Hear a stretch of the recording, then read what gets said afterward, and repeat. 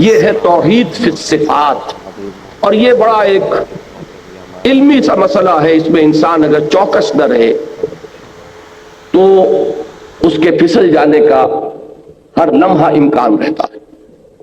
اس کی وجہ یہ ہے کہ صفات کے لیے ہم جو الفاظ استعمال کرتے ہیں وہ مشترک ہیں، اللہ کے لیے بھی اور مخلوقات کے لیے بھی۔ اللہ بھی موجود، ہم بھی موجود۔ اب وجود جو ہے ایک وصف مشترک ہو گیا اللہ اور اس کائنات کے مابین، لیکن جب اللہ کے لیے لفظ وجود استعمال ہوگا تو اس کا مفہوم بالکل مختلف ہے اس مفہوم سے کہ جس مفہوم میں یہ لفظ وجود مخلوقات میں سے کسی کے لیے مستعمل ہوگا۔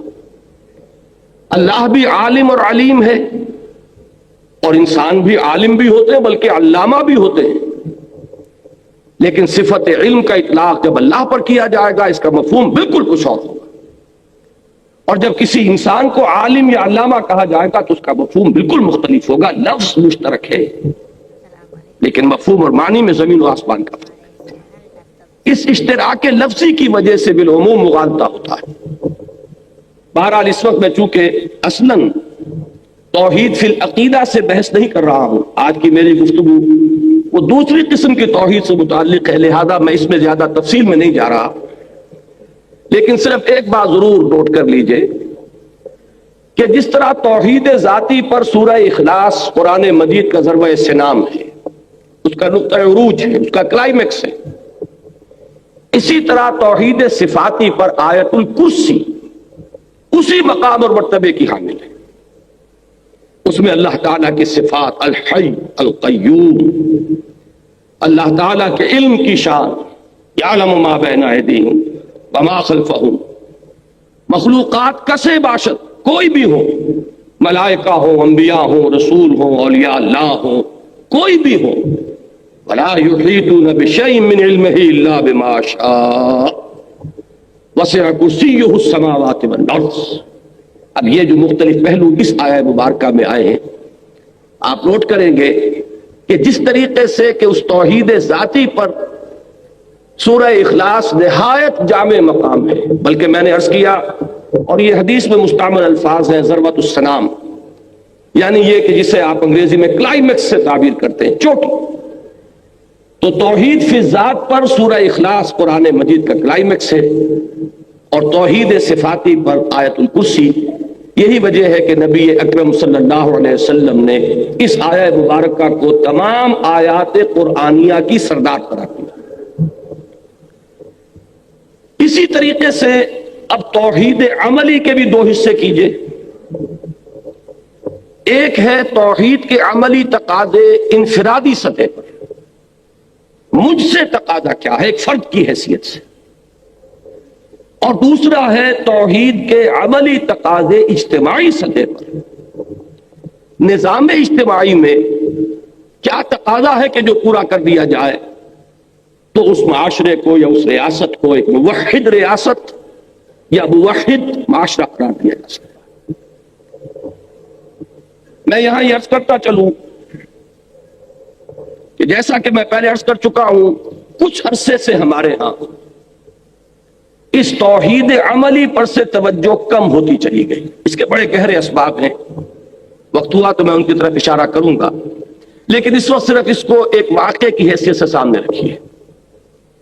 کئی صدیوں سے ہمارے ہاں ساری بحث و نظار جو ہو رہی ہے وہ توحید علمی سے متعلق ہے، عقیدے کی توحید، اسی پر گفتگو ہے، اسی پر بحث و نظار ہے، اسی پر مناظرے ہیں، اسی پر تصانیف ہیں، علماء کے آپس میں جو بھی قیل و قال کے سلسلے وہ بھی اسی سے وابستہ ہیں۔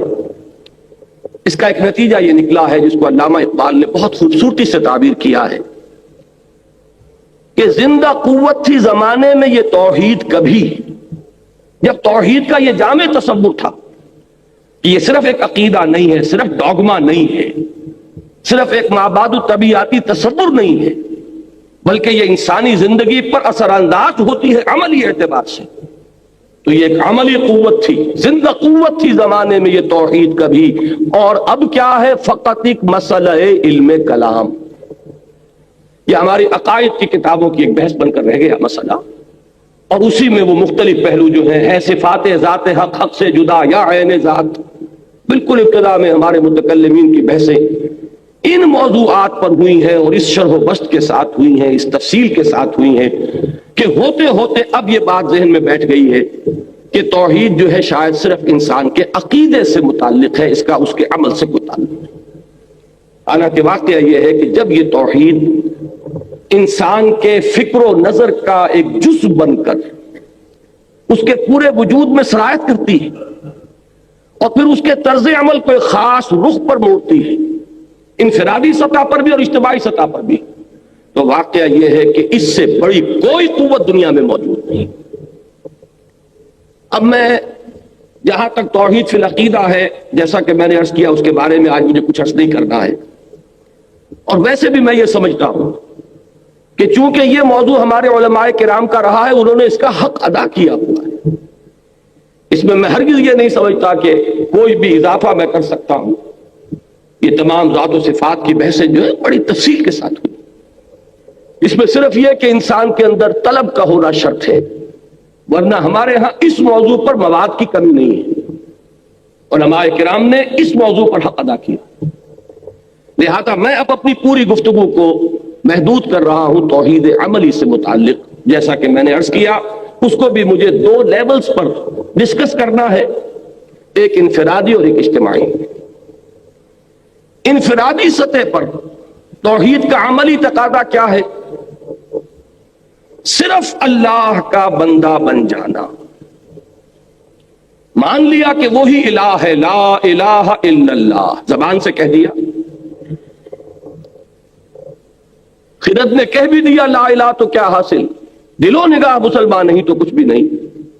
جب یہ لا الہ انسان کی زبان اور اس کے خرد سے ذرا نیچے اتر کر قلب میں جاگزی ہوتا ہے تو اس کا جو نتیجہ برآمد ہوگا وہ کیا ہے؟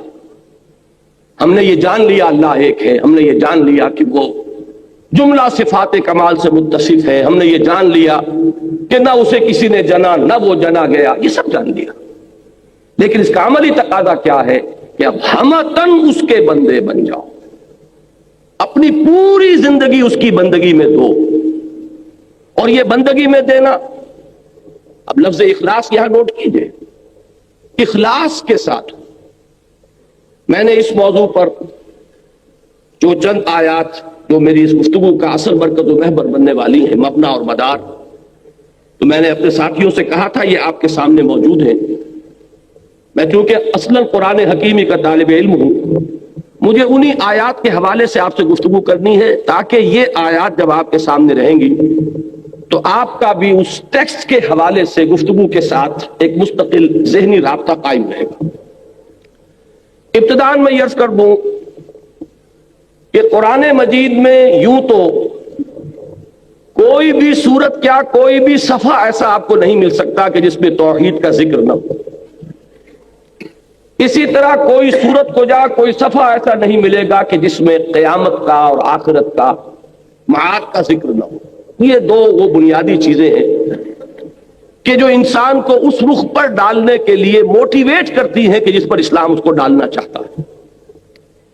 لیکن یہ کہ خاص طور پر جو مکی صورتیں ہیں ان میں یہ ایمانیات جو ہیں یہ بڑے تفصیل کے ساتھ زیر بحث آئے۔ ان میں سے 4 صورتوں کا میں ذکر کرنا چاہتا ہوں کہ جو میرے نزدیک توحید عملی پر ضربہ سلام ہے قرآن مجید کا۔ یہ سورہ زمر، پھر سورہ مومن، پھر سورہ حامیم السجدہ، اور اس موضوع پر کلائمیکس جو ہے وہ سورہ شورا ہے۔ میں نے یہاں چند آیات تو سورہ زمر کی آپ حضرات کے لیے یہ مطبوعہ شکل میں فراہم کی ہیں اور چند آیات سورہ شورا کی۔ اب ذرا اندازہ کیجئے کہ توحید کا یہ انفرادی سطح پر تقاضا کس شد و مت کے ساتھ سامنے آ رہا ہے۔ سورہ زمر کی آیات پڑھیے، تنزیل الکتاب من اللہ العزیز الحکیم، اس قرآن کا اس کتاب کا نزول ہے، اس کی تنزیل ہے اس ہستی کی طرف سے، اس اللہ کی جانب سے جو العزیز ہے الحکیم ہے۔ انا انزلنا الیک الکتاب بالحق، اے نبی صلی اللہ علیہ وسلم ہم نے آپ پر یہ کتاب نازل فرمائی ہے حق کے ساتھ۔ اب اس کا نتیجہ کیا نکلنا چاہیے؟ غور کیجئے، فَاعْبُدِ اللَّهَ مُخْلِصًا لَهُ الدِّينَ، بس بندگی کیجئے اللہ کی، عبادت کیجئے اللہ کی، کس شان کے ساتھ؟ اس کے لیے اپنی اطاعت کو خالص کرتے، وہ اطاعت جو ہے دو رنگی اور پچرنگی نہ ہو، زندگی کے حصے بکھرے نہ ہو جائیں کہ زندگی کے کسی پہلو میں تو آپ نے اللہ کی اطاعت کو تسلیم کیا اور کسی پہلو میں آپ نے اس سے علیحدگی اختیار کر لی، کسی اور کو مطاع مان لیا۔ میں بھی عرض کروں گا کہ کون کون مطاع بنتے ہیں۔ اگلا ٹکڑا دیکھیے، میں سمجھتا ہوں کہ اس قدر جامع الفاظ شاید قرآن مجید میں آپ کو کہیں اور نہ ملیں، منفرد مقام ہے، الا للہ الدین الخالص، آگاہ ہو جاؤ، اللہ کے لیے ہے خالص اطاعت، یعنی اگر ملاوٹ والی اطاعت ہوگی وہ منہ پر دے ماری جائے گی۔ اللہ کو دو رنگی اور پچرنگی زندگی مطلوب نہیں ہے، صبغت اللہ، پوری زندگی اللہ کے رنگ رنگی ہوئی ہو۔ اللہ کے ہاں مقبول ہوگا صرف دین خالص۔ میں بھی چاہتا ہوں کہ صرف ان آیات میں جو ایک پرہیبت اور پرجلال انداز ہے اس کو ذرا آپ اپریشیٹ کریں، پھر میں ذرا اس پر بحث کروں گا تفصیل سے۔ ذرا آگے چل کے یہ دوسرا رکوع شروع ہوتا ہے آیات 11 سے اور 15 تک تقریباً۔ قل، یہ میں نے کل بھی عرض کیا تھا کیونکہ کل بھی ایک یہاں اجلاس تھا، میں نے عرض کیا تھا کہ ابتدائی مکی صورتوں میں اکثر و بیشتر خطاب جو ہے واحد کے صیغے میں ہے، محمد الرسول اللہ صلی اللہ علیہ وسلم، یہ اسلوب ہے قرآن کا۔ ذرا آگے چل کر پھر جمع کا صیغہ بھی استعمال ہونا شروع ہوتا ہے، لیکن یا ایھا الذین آمنوا کے الفاظ آپ کو مکی قرآن میں نہیں ملیں گے۔ یہ جو ایک خاص خطاب کا انداز ہے اور اس کے لیے جو الفاظ معین ہو گئے امت مسلمہ کے لیے، یا ایھا الذین آمنوا، یہ صرف مدنی صورتوں میں ملتے ہیں۔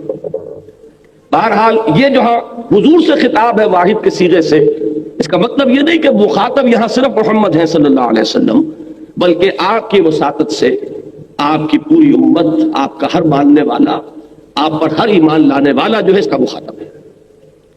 لیکن یہاں ذرا وہی میں عرض کر رہا ہوں پھر کہ اس شکوہ کا، اس جلال کا اندازہ کیجئے۔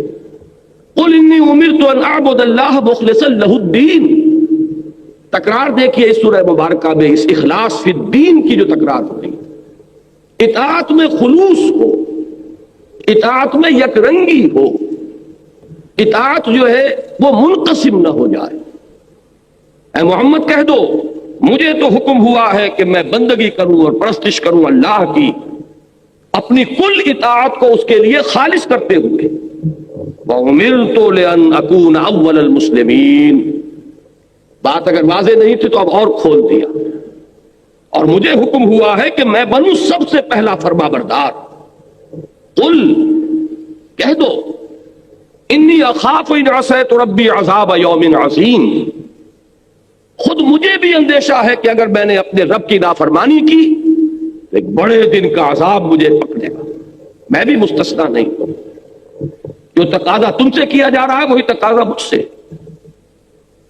قل اللہ اعبد مخلصا لہ دینی، پھر کہہ دو اے محمد صلی اللہ علیہ وسلم میں تو صرف اللہ ہی کی بندگی اور پرستش کرتا ہوں، اس کے لیے اپنی اطاعت کو خالص کرتے ہوئے۔ وَاعْبُدُوا مَا شِئْتُم مِّن دُونِهِ، تو پوجو اور بندگی کرو جس کی چاہو اس کے سوا۔ قُلْ إِنَّ الْخَاسِرِينَ الَّذِينَ خَسِرُوا أَنفُسَهُمْ يَوْمَ أَهْلِهِمْ يَوْمَ الْقِيَامَةِ، کہہ دیجئے کہ اصل خسارے اور گھاٹے میں وہ لوگ ہوں گے جو اپنے آپ کو اور اپنے اہل و عیال کو قیامت کے دن خسارے میں مبتلا کریں۔ اب یہ ہے وہ جلال اور شکوہ، اللہ کی بندگی، اللہ کی پرستش، اس کے لیے اطاعت کو خالص کرتے۔ تیسری مرتبہ دیکھیے سورہ زمر کے پھر آخری حصے میں پھر مضمون آ رہا ہے، اور یہ میں سمجھتا ہوں کہ اس موضوع پر جلال کا انداز جو ہے وہ یہاں میں سمجھتا ہوں کہ قرآن مجید میں یہ مقام اس جلالی رنگ کے اعتبار سے منفرد ہے، بلکہ پھر میں وہی لفظ استعمال کروں گا کہ نقطہ عروج ہے۔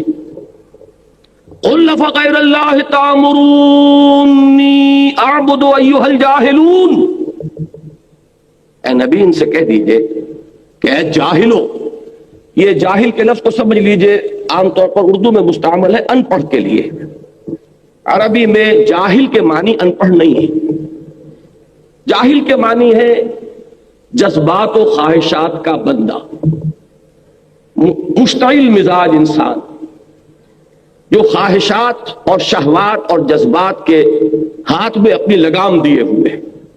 ایک وہ ہے کہ جو عقل سے راستہ دیکھتا ہے، جو اپنی خرد سے اپنے عقل سے کام لیتا ہے، قومی یعقلون، اور ایک وہ لوگ ہیں کہ جو عقل کو بالائے طاق رکھ کر صرف جذبات اور خواہشات کی پیروی کرتے، وہ جاہل۔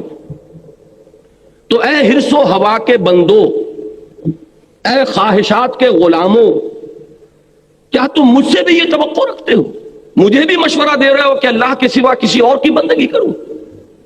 وَلَقَدْ أُوحِيَ إِلَيْكَ وَإِلَى الَّذِينَ مِن قَبْلِكَ لَئِنْ أَشْرَكْتَ لَيَحْبَطَنَّ عَمَلُكَ وَلَتَكُونَنَّ مِنَ الْخَاسِرِينَ۔ اور اے نبی سن لیجئے کان کھول کر، یہ بات آپ کے جانب بھی وحی کی جا چکی ہے، اور آپ سے جو پہلے انبیاء اور رسول آئے ان سب کے جانب بھی وحی کی جا چکی ہے کہ اگر بالفرض آپ نے بھی شرک کیا تو آپ بھی لازماً خسارہ پانے والوں میں سے ہو جائیں گے۔ لَئِنْ أَشْرَكْتَ لَيَحْبَطَنَّ عَمَلُكَ وَلَتَكُونَنَّ مِنَ الْخَاسِرِينَ، اور آپ کے تمام اعمال حبط ہو جائیں گے اور آپ یقیناً خسارہ پانے والوں میں سے ہو کر رہیں گے۔ بَلِ اللَّهَ فَاعْبُدْ، بس ایک ہی اللہ کی بندگی کرو، وَقُم مِّنَ الشَّاكِرِينَ، اور اس کے شکر گزار بندوں میں سے بن جاؤ۔ اب یہ آیات ہے ایک سورت کی، سورہ زمر کی۔ جن حضرات کو بھی قرآن مجید سے کوئی مناسبت ہے، ان کا کچھ استحضار ہے، وہ اس بات کو محسوس کریں گے کہ اس پہلو سے اللہ کی عبادت اخلاص فی الدین کے ساتھ یہ جامع ترین مقام ہے قرآن حکیم کا۔ اب ذرا اس کا تجزیہ کیجئے، عبادت کہتے کسے؟ ہمارے اس دور زوال میں اور دور انحطاط میں عبادت کا تصور بھی نہ صرف محدود ہوا ہے بلکہ مسخ ہو گیا۔ ایک ہے کسی چیز کا محدود ہو جانا، ایک ہے اس کا بنیادی طور پر مسخ ہو جانا۔ میرے نزدیک کانسیپٹ جو ہے عبادت کا وہ صرف محدود نہیں ہوا، مسخ ہوا ہے، پرورٹڈ کانسیپٹ، کہ مثلاً ریچولز ہیں، نماز روزہ ہے، جن کا انسانی زندگی کے ساتھ کوئی تعلق نہیں رہا، وہ ایک علیحدہ سے ایک اپینڈکس ہے، ایک ضمیمہ ہے، اس کے سوا اس کی کوئی حقیقت نہیں۔ رہ گئی رسم ازاں روح بلالی نہ رہی، اور فلسفہ رہ گیا تلقین غزالی نہ رہی۔ حج کی ایک رسم ہے جو ہو رہی ہے، 30 لاکھ افراد حج کرتے ہیں، لیکن یہ کہ اس کا کوئی اثر دنیا میں محسوس نہیں ہوتا۔ دنیا میں کیا محسوس ہوگا؟ خود مسلمان معاشرے میں کوئی اثر محسوس نہیں ہوتا۔ جس ملک سے 1 لاکھ کی تعداد میں حاجی جاتے اور آتے ہیں، کل بھی میں نے عرض کیا تھا کہ 1% ہی اگر انسان کے اخلاق، کردار اور تقوی میں بحیثیت مجموعی اضافہ ہو جائے ہر سال 1 لاکھ افراد کے حج سے، تو یہ 40 سال میں ہمارے ہاں یہ اخلاق اور تقوی جو ہے یہ کہاں سے کہاں پہنچ گئے۔ لیکن معلوم ہوتا ہے کہ زندگی کے ساتھ اس کا کوئی تعلق نہیں۔ یہ ایک علیحدہ سے ضمیمہ ہے، اپینڈکس ہے، اس کا ہمارے فکر سے، ہمارے نقطہ نظر سے، ہمارے ویلیو سٹرکچر سے، ہمارے زندگی میں رویے سے کوئی تعلق نہیں۔ تو یہ تصور تو در حقیقت پرورٹڈ تصور ہے۔ یہ عبادات ہیں، اس میں کوئی شک نہیں، لیکن حقیقت میں عبادت نام ہے پوری زندگی میں اللہ کی بندگی، اور اس کے لیے یہ عبادات تیار کرتی ہیں۔ اقیم الصلاۃ علی ذکری، نماز کو قائم کرو میری یاد کے لیے، بھول نہ جاؤ۔ کل ہی میں سنا چکا ہوں یہاں حفیظ جالندری کا شعر، بڑا پیارا شعر ہے، مجھے بہت پسند ہے، کہ سرکشی نے کر دیے دھندلے نقوش بندگی، آؤ سجدے میں گریں لوح جبین تازہ کریں۔ یہ سرکشی، یہ تمرد جو ہے، اس نے ہمارے اندر سے وہ عبدیت کا نقش جو ہے کچھ اس کی وجہ سے دھندلا گیا ہے۔ سجدے میں گرو تاکہ وہ نقش پھر تازہ ہو۔ تو نماز اس لیے، روزہ اس لیے ہے تاکہ تم اپنے جو آپ کے اینیمل انسٹنکٹس ہیں ان پر قابو یافتہ ہو سکے۔ یہ نہ ہو کہ اندر سے بھوک کا تقاضا ابھرے اور آپ اتنے بےتاب ہو جائیں کہ حلال اور حرام کی تمیز نہ رہے، اندر سے آپ کی شہوت جو ہے انگڑائی لے اور آپ اندھے ہو جائیں کہ آپ کو کچھ نہ نظر آئے، کہ اس کے لیے حرام راستہ کون سا اور حرام راستہ اور حلال راستہ کون سا. اس کے لیے ایک مشق ہے. کتب علیکم الصیام کما کتب علی الذین من قبلکم لعلکم تتقون. اور اگر عین حالت صوم میں جھوٹ بولا جا رہا ہو، عین حالت صوم میں بے ایمانی کی جا رہی ہو، عین حالت صوم میں رشوت دی یا لی جا رہی ہو، تو اس کو حضور نے فرما دیا ہے، آپ نے کوئی چیز چھپا کر نہیں رکھی کہ کم من صائم لیس لہ من صومہ الا الجوع، کہ کتنے ہی روزے دار ایسے ہیں کہ انہیں اپنے روزوں سے سوائے بھوک اور پیاس کے کچھ حاصل نہیں. من لم يدع قول الزور والعمل به فليس لله حاجة ان يدع طعامه وشرابه. جو شخص جھوٹ بولنا اور جھوٹ پر عمل کرنا ترک نہیں کرتا تو اللہ کو تو کوئی احتیاج نہیں ہے کہ وہ اپنا کھانا پینا ترک کر دے. یہ روزہ نہیں ہے، فاقہ ہے. زکوٰۃ اس لیے ہے کہ مال کی محبت کو دل میں سے کھرچ دے. یہ ساری چیزیں در حقیقت اس بڑی عبادت کے لیے تیار کرنے والی ہیں. میں اللہ کا شکر ادا کرتا ہوں کہ بہت سے مفکرین، مصنفین، دانشور، بہت سے السلام علیکم داعیان اللہ، ان کی کوششوں کے ذریعے سے یہ تصور عام ہو چکا ہے. اب ہمارے بالکل عوام الناس میں جو حالہ میں تو شاید یہ بات ہو کہ وہ صرف ریچولسٹک کانسیپٹ جو ہے وہ ابھی چلا آ رہا ہو، لیکن پڑھے لکھوں لوگوں کی ایک بڑی تعداد جو ہے اب اس حقیقت سے تو آشنا ہو چکی ہے کہ عبادت کا مفہوم ہے پوری زندگی میں اللہ کی بندگی. زندگی آمد برائے بندگی، زندگی بے بندگی شرمندگی. لیکن میں یہ سمجھتا ہوں اس فہرست میں یقیناً میرے نزدیک اس دور میں جو بڑے بڑے مشاہیر جن کے نام آئیں گے ان میں علامہ اقبال کا نام سر فہرست ہے، اس لیے کہ ان کا دائرہ جو ہے وہ بہت پھیلا، بہت وسیع ہوا ہے اثر اور نفوذ کا. پھر اسی میں آپ کو مولانا مودودی کا نام ملے گا جنہوں نے اس تصور کو واضح کیا ہے. یہ تصور جو ہے اور بھی بہت سے اہل قلم حضرات ہیں کہ جنہوں نے اب عام کر دیا ہے. ہمارے ہاں یہ تصور جو ہے کوئی اجنبی تصور نہیں ہے کہ لوگ اب جانتے ہیں کم سے کم چاہے اس پر عمل پیرا نہ ہو کہ عبادت کا مفہوم پوری زندگی میں اللہ کی بندگی ہے. لیکن ایک چیز کی اس میں کچھ کمی کا تاحال احساس ہے، اور وہ احساس یہ ہے کہ بندگی کا تصور تو واضح ہو گیا، لیکن اس کا ایک دوسرا ایلیمنٹ ہے، وہ پرستش کا ایلیمنٹ ہے. ایک اطاعت کا ایلیمنٹ ہے، دوسرا محبت کا ایلیمنٹ ہے. جب تک کہ یہ اطاعت اللہ تعالیٰ کی محبت خداوندی کے جذبے سے سرشار ہو کر نہ کی جا رہی ہو، عبادت کا حق ادا نہیں ہو. مجرد اطاعت تو ہم انگریز کی بھی کر رہے تھے لیکن اس کی عبادت نہیں کر رہے تھے، وہ مجبوری کی اطاعت تھی. اطاعت مدینے کے منافقین بھی کرتے تھے محمد رسول اللہ صلی اللہ علیہ وسلم کی اور اللہ کے احکام کی، لیکن یہ مجبوری کی اطاعت تھی. اللہ کی عبادت کے یہ دو اجزاء ہیں، اور اللہ تعالی رحمت نازل فرمائے امام ابن تیمیہ اور حافظ ابن قیم رحمہم اللہ پر کہ انہوں نے خوب اس کو واضح کر دیا ہے. ہمارے ہاں ان سے پہلے جو جمہور ائمہ لغت ہیں انہوں نے عبادت کا مفہوم بیان کیا تھا، العبادت التذلل. عبادت نام ہے کسی کے سامنے بچھ جانے کا، عاجزی اختیار کرنے کا، کسی کے سامنے جھک جانے کا. میرے نزدیک اس میں بہترین لفظ وہی ہے جو میں نے پہلے استعمال کیا، بچھ جانا. یہ تذلل کا صحیح ترین مفہوم ادا کرتا ہے. العبادت و تذلل، یہ تو گویا کہ اس لفظ کے اندر ہمیشہ سے یہ مفہوم موجود تھا، لیکن امام ابن تیمیہ اور حافظ ابن قیم نے یہ دو اجزاء علیحدہ علیحدہ کر کے بیان کیے. العبادت و تجمع اصلین، یہ عبارت ہے حافظ ابن قیم کی جو شاگرد رشید امام ابن تیمیہ کے رحمہ اللہ. العبادت تجمع اصلین، غایت الحب مع غایت الذل والخضوع، حد درجے کی اللہ کی محبت اور اس کے تحت حد درجے میں اللہ کے سامنے بچھ جانا، جھک جانا. یہی وجہ ہے کہ میں دو الفاظ فارسی کے استعمال کیا کرتا ہوں لفظ عبادت کے مفہوم کو ادا کرنے کے لیے. محض بندگی کافی نہیں ہے، اگرچہ شیخ سعدی رحمۃ اللہ علیہ نے یہ اس آیہ مبارکہ کی اصل میں ترجمانی کی ہے کہ وما خلقت الجن والانس الا لیعبدون، کہ زندگی آمد برائے بندگی، زندگی بے بندگی شرمندگی. لیکن یہ کہ محض بندگی سے عبادت کا حق ادا نہیں ہوگا جب تک کہ لفظ پرستش اس میں شامل نہ کیا جائے. پرستش آپ کو معلوم ہے کہ اس میں اصل شے محبت ہوتی ہے. پرستار، قوم پرست، وطن پرست، زر پرست، اس پرستش میں اصل شے ہے محبت.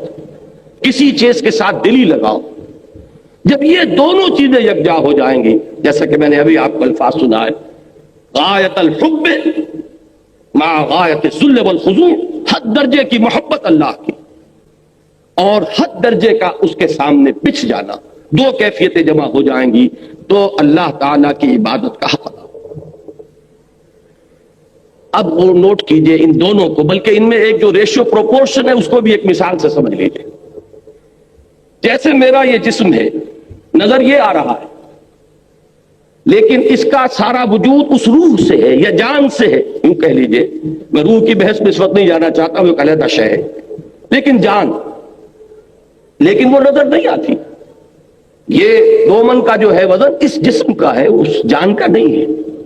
بالکل اسی طریقے سے عبادت کا جسد جو ہے وہ اطاعت سے بنتا ہے. اطاعت تو نظر آ جائے گی. اللہ کا حکم آپ نے مانا کہ نہیں مانا، اللہ کے حکم سے سرتابی کی یا یہ کہ اس کے سامنے سر جھکا دیا، یہ سب کے سامنے ہوگا. اور یہی ہے اس کا وہ جسد ظاہری.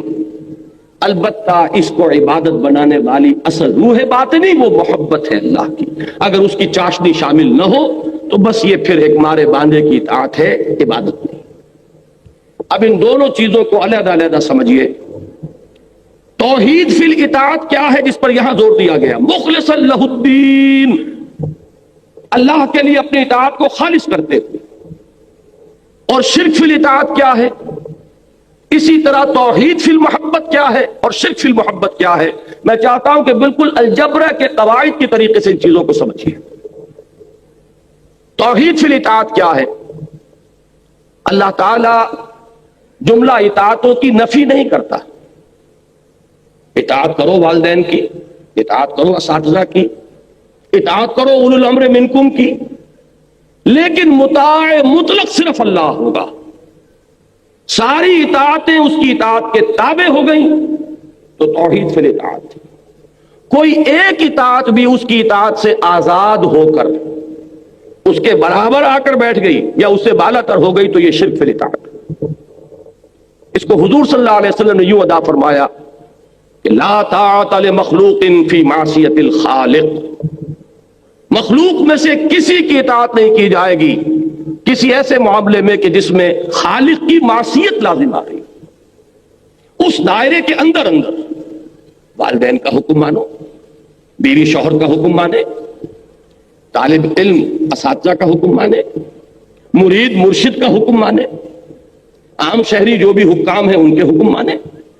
لیکن یہ کہ ان تمام اطاعتوں پر سب پر حاوی اطاعت اللہ کی اطاعت ہو جائے تو یہ ہے توحید فی الاطاعت. اور کوئی ایک اطاعت بھی اگر اس کے ہم پلہ ہو گئی، اس کی اطاعت سے آزاد ہو گئی تو یہی شرک فی الاطاعت ہے. اور شرک فی الاطاعت شرک فی العبادت ہوگی، اس لیے کہ عبادت کا جزو اعظم اطاعت ہے. اب یہ اگر آپ نے الجبرہ کا یہ اصول سمجھ لیا تو اب اس کو اپلائی کیجئے، بڑے بڑے پرابلمز حل ہو جائیں گے. سب سے پہلا جو آپ سے اطاعت کا طلبگار بنتا ہے وہ آپ کا اپنا نفس ہے. مولانا روم کا بڑا پیارا شعر ہے کہ نفس ماں ہم کم طرز فرعون نیست لیکن اورا اون ایرا اون نیست. بڑی عجیب اور بڑی پیاری صنعت لفظی ہے اس میں. میرا نفس بھی فرعون سے کم نہیں ہے. کیوں کہ فرعون کیا کہتا تھا کہ یہ مصر کی حکومت میری ہے، الیس لی ملک مصر وہذہ الانہار تجری من تحتی، یہاں میرا حکم چلے گا، میں نہیں جانتا کون اللہ کون رسول کون موسیٰ کون ہارون، کیا حلال کیا حرام، میرا حکم چلے گا. اسی طریقے سے میرا یہ نفس بھی کہتا ہے کہ یہ جو وجود ہے اس پر میری مرضی چلے گی، یہ میری مملکت ہے، میری سلطنت ہے، میں نہیں جانتا کیا حلال کیا حرام، کیا جائز کیا ناجائز، جو میرا تقاضا ہے پورا. اب اگر ایک انسان اپنے نفس کا تقاضا پورا کر رہا ہے بغیر یہ دیکھے کہ جائز ہے یا ناجائز، اور کسی ایسے طریقے سے اپنے نفس کے کسی تقاضے کی تسکین کر رہا ہے کہ جس کو اللہ نے حرام قرار دیا ہے، تو اس نے اپنے نفس کو مطاع مطلق بنا لیا اللہ کے بالمقابل. گویا کہ اس کا نفس اس کا الہ بن گیا. قرآن مجید نے 2 مقامات پر اس کو صاف کر دیا. अरअयत मन इत्तखज़ इलाहहु हवाहु अफअंत तकूनु अलैहि वकीला। ए नबी, आपने गौर किया उस शख्स के हाल पर जिसने अपनी ख्वाहिश नफ्स को अपना माबूद बनाया हुआ। जरा नोट कीजिए, यहां नफ्स इलाह का आया है कि ये बैठकर 1000 दाने की तस्बीह पढ़ रहा है, ला इलाहा इल्लल्लाह ला इलाहा इल्लल्लाह, लेकिन इस बदबख्त का नफ्स अंदर जो है इलाह बना बैठा है। जो बखलवत में रवन आकार दीगर में कुनंद, वहां जाकर इसका नफ्स इसका माबूद होता है। मालूम ये हुआ, ए नबी, क्या आप ऐसे शख्स की जिम्मेदारी कबूल कर सकते हैं जिसने कि अपनी ख्वाहिश नफ्स को अपना इलाह बना लिया है? लफ्ज इलाह, ताकि कोई इश्तिबाह न रहे। यहां लफ्ज मुता आता तो शायद आप कहते कि मुता का लफ्ज इलाह का लफ्ज तो नहीं। अरअयत मन इत्तखज़ इलाहहु हवाहु अफअंत तकूनु अलैहि वकीला। अब ये नोट कर लीजिए, आसान नहीं है इस नफ्स के पंजे से रुस्तगारी। मुझे मैं अर्ज कर रहा था कि बड़ी प्यारी सनअत लफ्जी है इस शेर में, लेकिन ईराओन नीस्त, औन कहते हैं मदद को। पंजाबी में ये लफ्ज इसी सेंस में मुस्तामल है, मदद, यानी अगर लाओ लश्कर है तो ये फिरौन के पास लाओ लश्कर था, लिहाजा उसने जबान से भी कह दिया अना रब्बुकुमुल आला, मैं फकीर दरवेश हूं, मेरे पास कोई लाओ लश्कर नहीं, लिहाजा मैं जबान से तो कुछ नहीं कहता, लेकिन नफ्स मेरा अंदर से यही कहता। यहां से आगे चलते जाइए, जिस शय को भी आपने अल्लाह ताला की इताअत से आजाद होकर मुता मान लिया, चाहे अकीदे में नहीं माना, अमल में माना, वो अमल में आपका मुताए मुतलक बना, वो अमल में आपका माबूद बना, और वो तौहीद फिल इताअत के दायरे से आप निकले। अब इसी तरीके से मोहब्बत को लीजिए, यहां भी फार्मूला वही है, मोहब्बत की नफी नहीं है। औलाद से मोहब्बत करो, वतन से मोहब्बत करो, कबीले से मोहब्बत करो, कौम से मोहब्बत करो, बीवी से मोहब्बत करो, बीवी शौहर से मोहब्बत करे, वालिदैन से मोहब्बत करो, कतई कोई हर्ज नहीं। लेकिन तमाम मोहब्बतों से बाला तर मोहब्बत अल्लाह की रहे, तब तो ये तौहीद फिल मोहब्बत है। और तौहीद फिल मोहब्बत असल रूह है, असल जान है तौहीद फिल इबादत की। इसलिए कि इबादत को मैंने 2 अज्जा में तक़सीम कर दिया आपके सामने, इताअत और मोहब्बत। अगर किसी एक शय की मोहब्बत भी अल्लाह की मोहब्बत के बराबर आकर इस दिल के संघासन पर बैठ गई तो यह शिर्क फिल मोहब्बत होगा, और कोई मोहब्बत इससे भी बालातर हो गई तो अब शिर्क से भी कोई बड़ा लफ्ज उसके लिए आपको वज़ा करना होगा। ये अगर उसूल सामने आ गया तो अब नोट कीजिए, माल की मोहब्बत। अगर इस माल की मोहब्बत में आप इतने मुब्तला हैं कि हलाल और हराम की तमीज खत्म हो गई है, तो आपका महबूब हकीकी ये माल है। जो महबूब हकीकी है वही दर हकीकत माबूद हकीकी है। आपका माबूद दौलत है। फर्क सिर्फ यह है कि हिंदू ने लक्ष्मी देवी की मूर्ति भी बना ली, उसको दंडवत करता है, उसको सजदा करता है, लेकिन जाहिर बात है कि वो लक्ष्मी देवी को पूजता है तो लक्ष्मी देवी के लिए नहीं पूजता, दौलत के लिए पूजता है, इसलिए कि वो दौलत की देवी है। उसके ख्याल में जिस पर उसकी निगाह करम हो जाएगी उसके बारे न्यारे हो जाएंगे। आपने कोई लक्ष्मी बाई या लक्ष्मी देवी तो सामने नहीं रखी, लेकिन जो नतीजा है वहां तक आप भी पहुंचे कि हमें छुप छुप के सीनों में बना लेती है तस्वीरें, अंदर तो वो बुत कदे आबाद हैं। दौलत की परस्तिश और दौलत की मोहब्बत अगर अल्लाह की मोहब्बत से बालातर हो गई तो आपका माबूद दौलत है। और यहां मैं आपको, जैसे वहां मैंने एक आयत पर इत्तेफाक की है, यहां एक हदीस काफी होगी। तैसा अब्दुद्दीनार व अब्दुद्दिरहम, जरा नोट कीजिए किस कदर वाज़ेह अल्फाज। ये माजी का भी सीगा हो सकता है और इंशा भी इसमें हो सकती है। अरबी जबान में माजी ही में आता है दुआ या बद्दुआ के लिए या तमन्ना के लिए, आरजू के लिए भी कलमा। तो तैसा बर्बाद हो गया या बर्बाद हो जाए, दोनों इसके मानी। कौन फरमा रहे हैं? मोहम्मदुर रसूलुल्लाह सल्लल्लाहु अलैहि वसल्लम। किनके लिए फरमा रहे हैं? अब्दुद्दीनार और अब्दुद्दिरहम के लिए, कि नाम उसका अब्दुल रहमान है, हकीकत में अब्दुद्दीनार है। उसका माबूद पैसा है, हलाल से आए, हराम से आए, जायज से आए, नाजायज से आए, सही से आए, गलत से आए, पैसा है।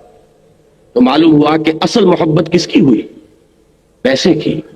जो महबूब हकीकी है वही आपका माबूद असली है। हाँ, ये मोहब्बतें हों लेकिन अल्लाह की मोहब्बत के ताबे तो कोई हर्ज नहीं। مال سے بھی محبت کرو، کوئی حرج نہیں، لیکن اللہ کی محبت سے نیچے نیچے۔ اس میں وہ آیت مبارک کا ذرا نوٹ کر لیجئے جو سورہ توبہ میں آئی ہے، آیت نمبر 24، لرزا دینے والی آیت۔ قل، اے نبی ان سے کہہ دیجئے، ان کان آباؤکم وابناؤکم واخوانکم وازواجکم وعشیرتکم واموال اقترفتموها وتجارۃ تخشون کسادها ومساکن ترضونها احب الیکم من اللہ ورسولہ وجہاد فی سبیلہ فتربصوا حتی یاتی اللہ بامرہ واللہ لا یہدی القوم الفاسقین۔ اے نبی ان سے کہہ دیجئے، اگر تمہیں اپنے باپ، اپنے بیٹے، اپنے بھائی، اپنی بیویاں، اپنے اعزاء و اقارب، اپنے وہ مال جو تم نے بڑی محنت سے جمع کیے ہیں، اپنے وہ کاروبار جن کا تمہیں اندیشہ لاحق رہتا ہے کساد بازاری کا، اور اپنے وہ گھر جو بڑے ارمانوں سے بنائے ہیں اور سجائے ہیں، اگر یہ 8 چیزیں تمہیں محبوب تر ہیں اللہ سے اور اس کے رسول سے اور اللہ کی راہ میں جہاد سے، تو جاؤ دفع ہو جاؤ، انتظار کرو یہاں تک کہ اللہ اپنا فیصلہ سنا دے، اور اللہ ایسے فاسقوں کو ہدایت نہیں دیتا۔ یہ تو منفی انداز ہے، اور مثبت انداز میں فرما دیا گیا سورہ بقرہ میں، والذین آمنوا اشد حبا للہ۔ یہ شرک فی المحبت اور توحید فی المحبت پر یہ آیت جو ہے یہ قرآن مجید کا ذروۂ سلام ہے۔ وَمِنَ النَّاسِ مَن يَتَّخِذُ مِن دُونِ اللَّهِ أَندَادًا يُحِبُّونَهُمْ كَحُبِّ اللَّهِ وَالَّذِينَ آمَنُوا أَشَدُّ حُبًّا لِلَّهِ۔ اس آیت کے حوالے سے وہ بات ذرا میں چند منٹ آپ کے لوں گا کہ وہ لفظ مطلوب جو استعمال کیا امام ابن تیمیہ نے وہ واضح ہو جائے۔ اصل میں جو شے انسان کی محبوب ہے وہی اس کا مطلوب ہے، اور اللہ تعالیٰ نے انسان کی نفسیات کچھ اس طور سے بنائی ہے کہ اس میں کسی نہ کسی شے سے محبت اور کسی نہ کسی شے کی طلب جو ہے وہ باقی تمام اس کے انسٹنکٹس پر غالب آ جاتی ہے۔ مثلا یہ کہ ایک وطن پرست انسان ہے، وطنیت ایک نظریہ ہے سیاسی تمدنی، اس کا نتیجہ کیا نکلتا ہے کہ وطن کی محبت تمام محبتوں پر بالا تر ہو جائے۔ قوم پرست انسان آپ کسے کہتے ہیں؟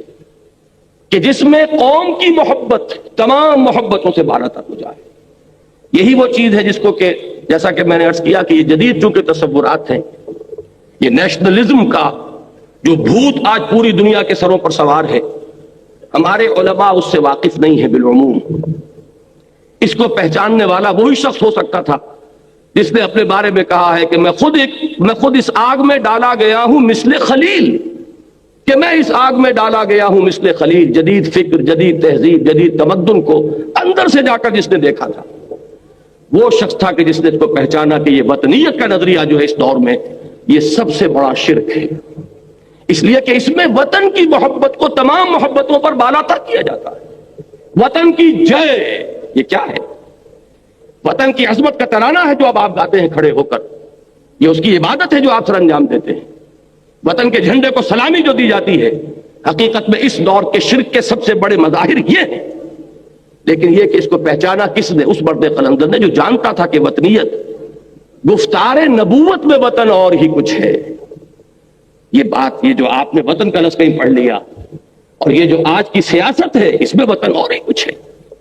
اس دور میں میں اور ہے، جام اور ہے، جم اور، ساقی نے بنا کی روش لطف و ستم اور، مسلم نے بھی تعمیر کیا اپنا حرم اور، تہذیب کے آزر نے ترشوائے صنم اور، ان تازہ خداؤں میں بڑا سب سے وطن ہے، جو پیرہن اس کا ہے وہ مذہب کا کفن۔ نظارہ تیری نہ زمانے کو دکھا دے، اے مصطفی خاک میں اس بت کو ملا دے، اسلام تیرا دیس ہے تو مصطفی ہے۔ یہ جو نظریہ ہے، اب میں عرض کر رہا تھا کہ انسان اس کی کچھ نفسیاتی ساخت ایسی ہے، اس کو بہت خوبصورتی سے اور بڑی ڈیٹیلز میں ڈسکس کیا ڈاکٹر رفیع الدین نے، آئیڈیالوجی آف دی فیوچر جو ان کی مارکۃ الارا کتاب ہے، کہ انسان کسی نہ کسی شے سے محبت کرنے پر مجبور ہے، اور اس کی محبت میں پھر وہ مشقتیں جھیلتا ہے، قربانیاں دیتا ہے، فاقے کرتا ہے اور لذت محسوس کرتا ہے۔ یعنی ہمارے ویسٹرن سائیکالوجسٹ جو ہیں وہ تو سب سے بڑا انسٹنکٹ کہیں گے پریزرویشن آف دی سیلف۔ انسان کا سب سے بڑا انسٹنکٹ جو ہے اپنے وجود کا تحفظ ہے، لیکن آپ غور کیجئے کمیونسٹ کو کہ وہ کس طرح اپنی جان کی بازی کھیلتا ہے اپنے اس انقلاب کے لیے کہ جو اس کے پیش نظر ہے۔ اندازہ کیجئے ان جاپانیوں کا جو بموں میں بیٹھ کر گئے انہیں معلوم ہے کہ میرے تو چیتڑے اڑ جائیں گے، یہ بم جب میں کسی جہاز کی چمنی میں لے کر اتروں گا تو میرا تو وجود کہیں نہیں رہے گا، وہ جہاز کے ٹکڑے تو بعد میں ہوں گے۔ معلوم ہوا کہ سب سے بڑا اینیمل انسٹنکٹ جو ہے وہ کسی ازم کے یا کسی محبت یا کسی نظریے اس کے تابع ہو کر رہ گیا ہے۔ انسان فاقے کرتا ہے، اسے دلی مسرت حاصل ہوئی کہ میں نے اپنے نظریے کے لیے فاقہ کیا ہے، میں نے اپنے مقصد زندگی کے لیے جیل کاٹی ہے، میں نے اپنے مقصود کے لیے سختیاں جھیلی ہیں۔ تو یہ جو ہے کسی نہ کسی شے کو اپنا محبوب بنانا اور مطلوب بنانا، یہ انسان کی فطرت ہے۔ اب جن لوگوں کی رسائی تو اللہ تک ہو گئی تو وہ تو محبوب حقیقی ہے ہی ہے، لیکن جن کی رسائی وہاں نہیں ہوئی انہوں نے کسی نہ کسی کو تراش لیا ہے، اس کو اپنا محبوب بنایا ہے۔ می تراشد فکر ما ہر دم خدا بندے دیگر، رست از یک بند تا افتاد در بندے دیگر۔ مجبور ہے انسان کہ کسی نہ کسی کو تراش کر اور اپنے دل کے سنگھاصل پر بٹھائے، وہ کوئی نظریہ بھی ہو سکتا ہے۔ ایک تخیل کے حسن مبہم پر ساری ہستی مٹائی جاتی ہے۔ انسان ایک نظریے کے لیے بھی اپنا سب کچھ قربان کرنے کے لیے تیار ہوتا ہے، یہ ہے اس کا مطلوب۔ قرآن مجید میں یہ سورہ حج کے آخری رکوع میں آیا ہے، ضعف الطالب والمطلوب، اللہ کے سوا کسی کو تم نے مطلوب بنایا تو وہ مطلوب بھی بیچارہ اور عاجز، اور طالب اس سے بھی بڑھ کر عاجز اور بیچارہ، جس کا مطلوب عاجز اور بیچارہ ہے۔ ایک ہی مطلوب حقیقی اور وہ اللہ ہے۔ یہ ہے وہ مطلوب کا لفظ جس کو امام ابن تیمیہ رحمۃ اللہ علیہ نے استعمال کیا۔ انسان کا مطلوب صرف اللہ بن جائے، اور یہ بات آپ نے سنی ہوگی، ہمارے ہاں صوفیہ کے حلقے میں یہ عام ہے کہ لا الہ الا اللہ، اس کا ایک مفہوم ہے عوامی سطح پر، وہ کیا ہے؟ لا معبود الا اللہ۔ اور اس کا ایک مفہوم ہے جو اس سے ذرا اونچا اٹھتا ہے، انسان شعور کے اعتبار سے اس کا لیول آف کانشسنس اگر بلند ہوگا تو اسی لا الہ الا اللہ کا مفہوم جو منکشف ہوگا وہ کیا ہوگا؟ لا مقصود الا اللہ، لا مطلوب الا اللہ، لا محبوب الا اللہ۔ یہاں تک پہنچے تو اب آپ کی وہ توحید عملی پوری ہوئی کہ آپ کا مقصود اللہ ہو، آپ کا مطلوب اللہ ہو، آپ کا محبوب اللہ ہو، اور پہلے میں نے عرض کیا آپ کا مطاع مطلق اللہ ہو، ساری اطاعتیں اس کی اطاعت کے تابع ہو جائیں۔ یہ ایک سجدہ جسے تو گراں سمجھتا ہے، ہزار سجدوں سے دیتا ہے آدمی کو نجات، لیکن آسان کام نہیں ہے، بہت کٹھن کام ہے۔ اس کے لیے یہ ہے کہ انسان کو اپنے نفس کے پنجے سے رہائی حاصل کرنا ہی آسان نہیں۔ وہ فارسی زبان کی جب ہماری ابتدائی تعلیم ہوا کرتی تھی تو تختی پر لکھ کے استاد دیتے تھے، کریمہ ببخشائے برحال ماں کہ ہستم اسیر کمند ہوا، اے کریم میرے حال پر رحم فرما کہ میں تو اپنی خواہشات کے پھندوں میں پھنسا ہوا، کہ ہستم اسیر کمند ہوا، اس کمند ہوا و ہوس کی اسیری سے اپنے آپ کو نکالنا آسان نہیں۔ لیکن بہرحال میں انفرادی سطح پر توحید کے عملی تقاضے کے ضمن میں اس پر اکتفا کر رہا ہوں۔ اللہ کا بندہ بننا، ہمتن اسی کا بندہ، پوری زندگی اسی کی اطاعت میں، یعنی تمام اطاعتیں اس کی اطاعت کے تابع، تمام محبتیں اس کی محبت کے تابع، تمام جتنے بھی اندر سے تقاضے اور طلبیں ابھرتی ہیں وہ تمام اللہ کی طلب کے تحت ہو جاتی ہیں۔ وَمِنَ النَّاسِ مَن يَتَّخِذُ مِن دُونِ اللَّهِ أَندَادًا يُحِبُّونَهُمْ كَحُبِّ اللَّهِ وَالَّذِينَ آمَنُوا أَشَدُّ حُبًّا لِلَّهِ۔ جو حقیقتاً مومن ہے، جو واقعتاً ایمان کا رمز آشنا ہو گیا ہے، وہ سب سے زیادہ محبت کرتا ہے اللہ کے ساتھ۔ یہ اشد حبا للہ، یہ